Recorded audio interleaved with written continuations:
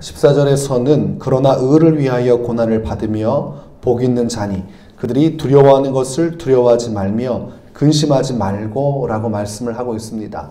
새번역 버전에서는 그 끝부분을 그들의 위협을 무서워하지 말며 흔들리지 마십시오 라고 되어 있습니다. 어떠한 어려운 상황 속에서도 성도는 두려움에 휩싸이는 자가 아니라 그 위협 속에서도 고난 속에서도 믿음의 역사를 이루어 나가야 된다고 말씀을 하고 있습니다.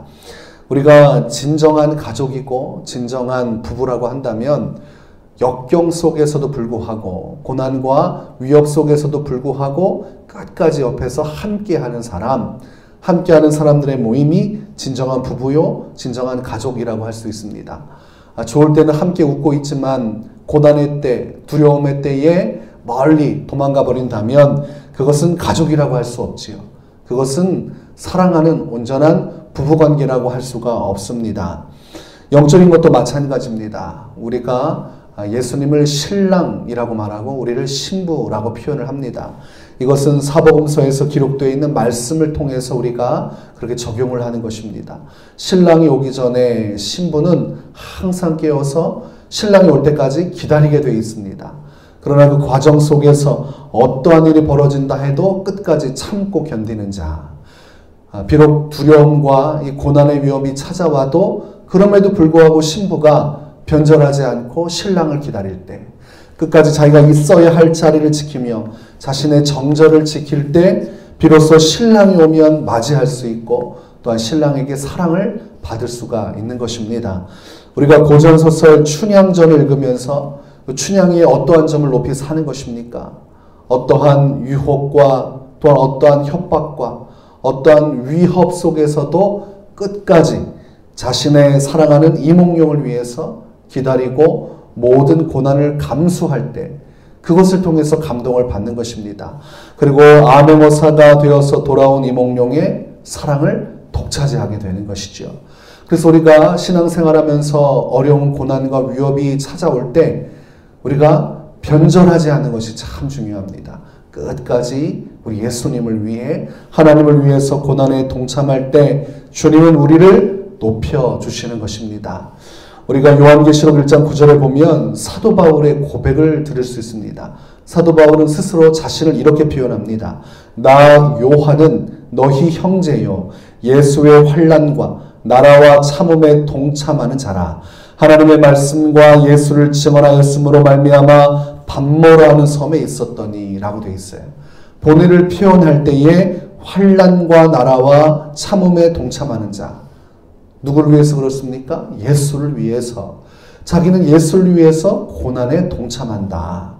그리고 그것 때문에 예수의 말씀과 증언으로 인해서 이렇게 반모라는 섬에 갇혀 있다. 유배당한 자신의 처지를 이야기하지만 담대한 것입니다.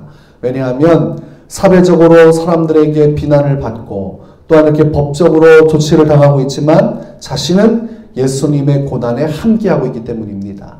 사람들이 다 예수를 버릴지라도 자신은 그 은혜에 함께하는 것입니다. 사도들이 죽임을 당하고 사랑하는 동역자들이 하나 둘 사라져가는 그 상황 속에서 끝까지 본인도 자신의 자리에서 자기에게 주어진 사명을 위해 고난에 동참하는 그 모습을 보게 되는 것입니다. 또한 우리가 히브리서 말씀을 통해서 모세의 신앙을 확인할 수가 있습니다.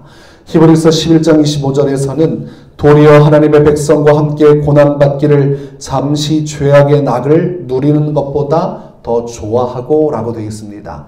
모세는 이 세상의 어떤 영화보다도 하나님의 고난에 동참하기를 기뻐했습니다. 비록 하루하루 삶의 짐이 무겁고 그리고 어려움이 많을지라도 그래도 이왕 사는 거 하나님을 위해서 살 수 있으면 좋겠다.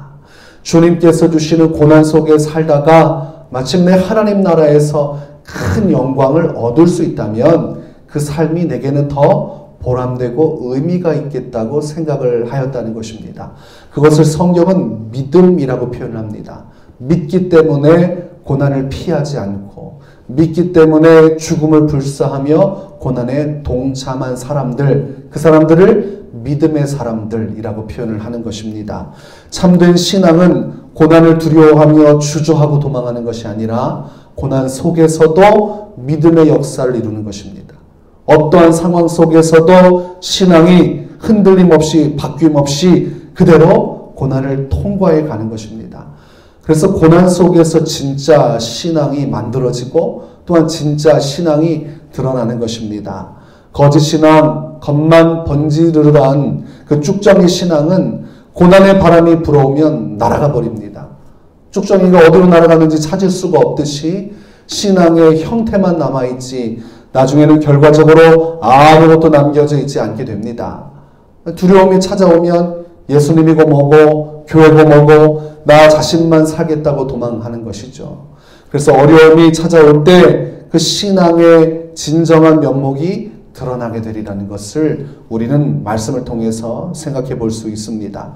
한 유명 대형교회 목회자가 오늘 이 코로나 시대가 성도들의 민낯을 드러내는 시대다라고 이렇게 규정을 했습니다. 그러나 더 깊이 들어가면 오히려 목회자의 민낯을 드러내는 시대라고 할 수가 있겠습니다.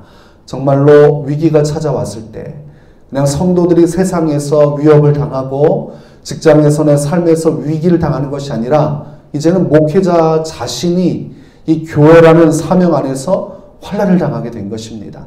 결정해야 되고 그리고 결단해야 되고 그리고 모든 고난과 그리고 모든 핍박과 비난을 감수해야 하는 시기 속에서 목회자 신앙, 그 숨겨졌던 면면들이 지금 다 드러나는 것입니다.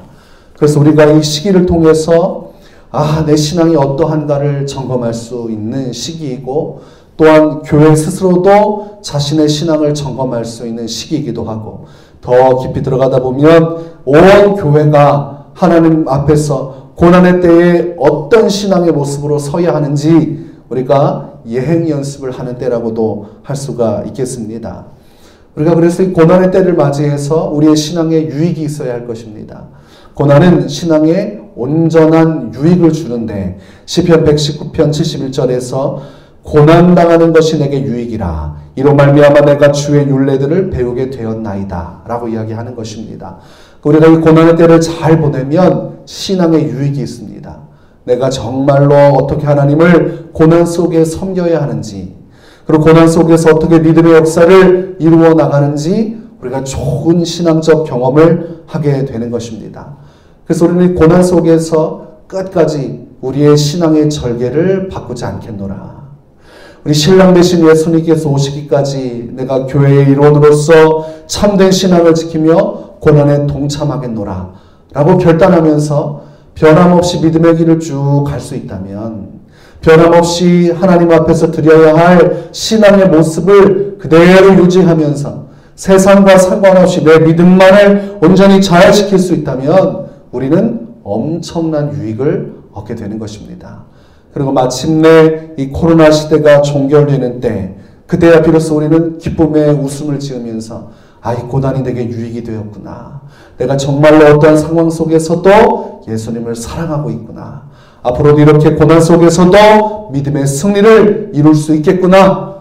그런 확신을 갖게 될 것이고 주님은 또한 예비된 놀라운 축복을 우리에게 허락하실 것입니다. 어떠한 상황 속에서도 고난 속에서도 변함없이 믿음으로 돌파하며 승리하는 축복의 신앙인 되시기를 주의 이름으로 축원합니다.